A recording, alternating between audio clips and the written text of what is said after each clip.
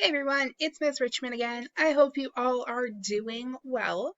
Today we're going to spend our lecture talking about how the British and the French dealt with foreign policy through the 1930s in that lead up to World War II. Specifically, how those two countries were dealing with Germany at this time, what the policy was called, what was happening, and what some of those consequences were going to be. So the official name of the policy is the policy of appeasement. Appeasement, according to the dictionary, means to pacify or placate someone by acceding to their demands. So what that means is that we're going to let those people do what they want to do, even though they're technically not supposed to, because it doesn't hurt us. You're not allowed to do it, but by letting you do it, you're not getting hurt, I'm not getting hurt, and it's a lot easier to let you do it than to fight with you about it. And that was the policy that was put in place by the British and the French leading into World War II dealing with Germany.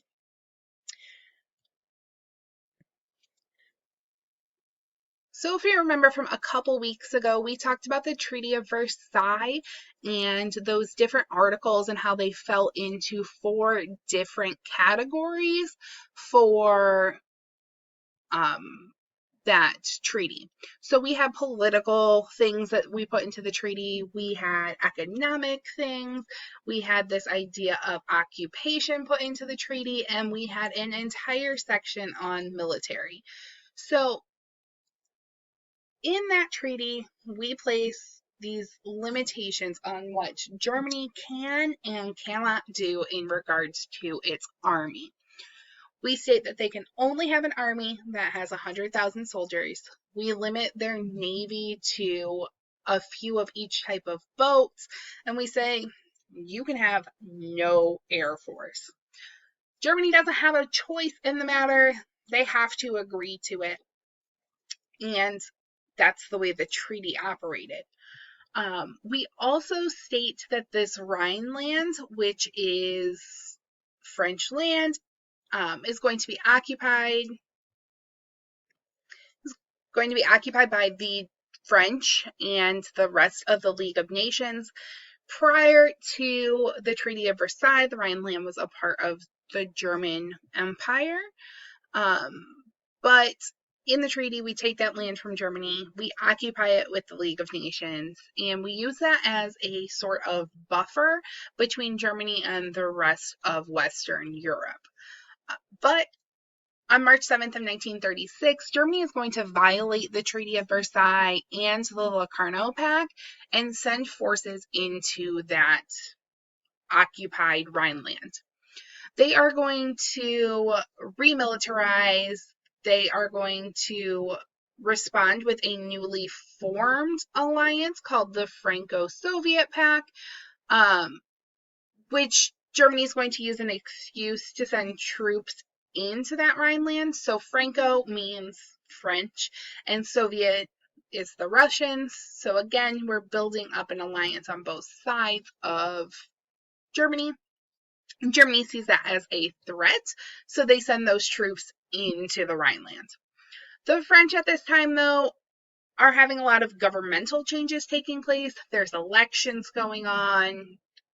There's not a lot of constant taking place in France. So they see that Germany has moved into the Rhineland. They see that they have a military that's a little bit bigger than what has been limited in the Treaty of Versailles. But the French are like, meh, my military is still bigger.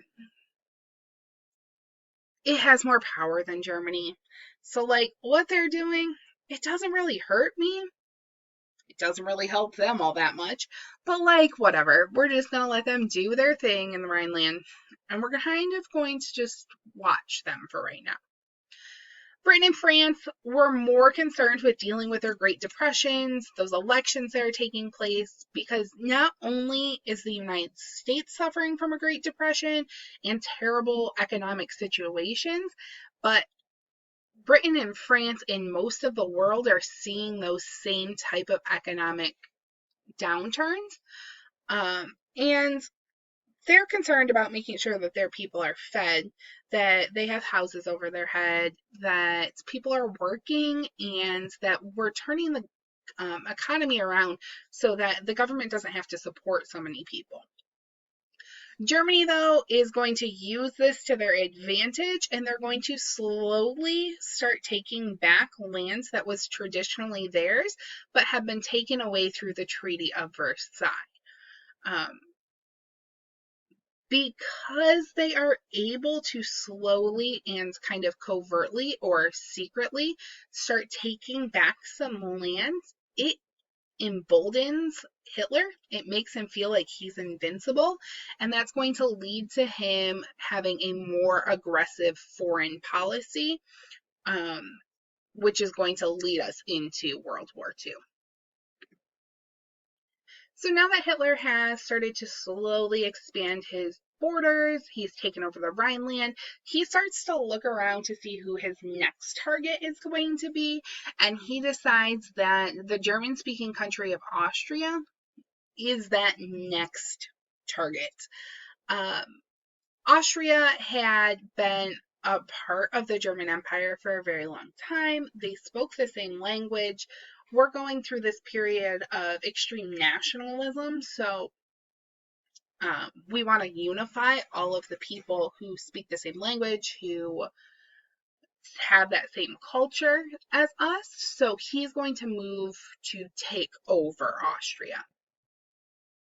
So Hitler is an Austrian by birth. He moved to Germany later in life.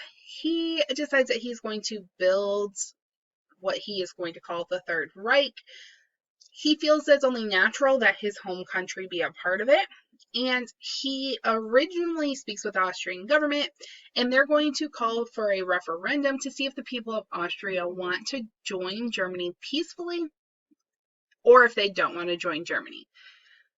Hitler agrees to this, but on the night before the referendum, Hitler is going to send the German military into the country.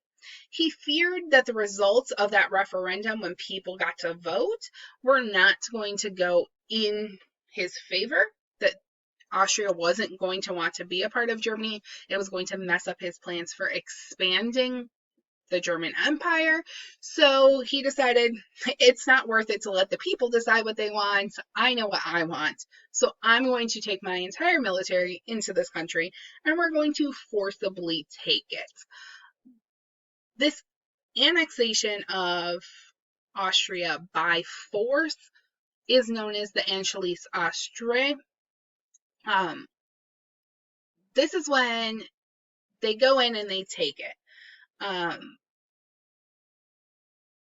Austria doesn't know that Germany is coming, so that makes it a little bit easier, because if you attack somebody who is not aware that you're coming, they don't have time to prepare. Also, most of the people in Austria at this point think that the Nazis are a pretty cool group of guys. So when the Nazis come walking down the streets, they're met with enthusiastic cheering,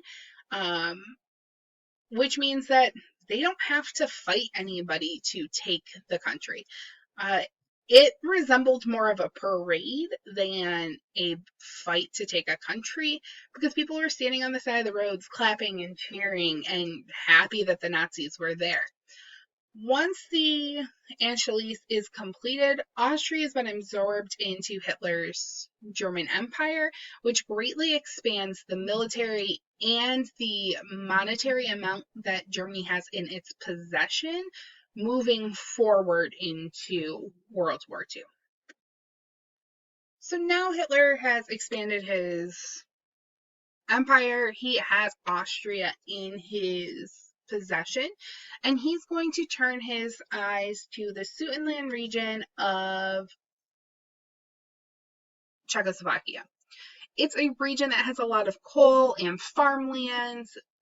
It's to the southern part of the German border, but a lot of those people speak German, so Hitler feels that it is only logical that they are a part of Germany. The Czech government, however, isn't a fan of this idea. They mobilize their army. They have a lot of fortifications on that border, anyways. So, by mobilizing the army, having those fortifications there, the German military backs off because they're not ready for a full scale war at this point. Germany instead is going to call for a conference in Munich where he's going to invite Mussolini from Italy along with France and Britain to discuss the German acquisition of the Sudetenland. His plan is to bring them in. He's like, they already speak German. They're German people. They want to be back in Germany.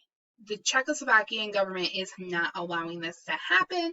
So we need to just go in and bring these people in because it's what they want. France and Britain both allow for this to happen. They state that once again, Germany is just trying to bring German people back under its control. So, what's the problem here? Czechoslovakia is given this promise that the Allies, Britain and France, are going to protect them in case the Germans get a little too crazy and try to take all of Czechoslovakia. But those promises are basically just like yeah, I got your back, sure. Eventually, all of Czechoslovakia is going to be absorbed into Germany prior to World War II's outbreak, because Hitler isn't concerned with only bringing Germans into his empire. His end goal is to have an empire that he can fill with Germans. We need as much land as possible so that we can put German people all over the globe, and people will see that the German people are the greatest people. Everything about them is better than everybody else. And this whole idea of nationalism is going to move onto a global scale with the Germans occupying the entire globe.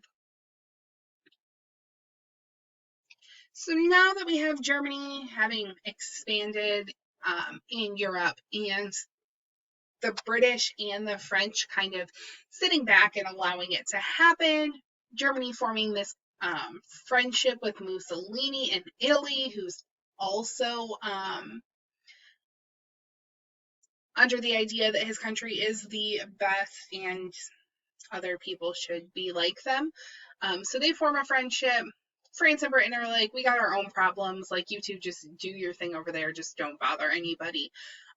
This is going to be the lead up into World War II. There are some videos on Khan Academy that talk specifically about the rise of Hitler and the Nazi Party in Germany that are very good.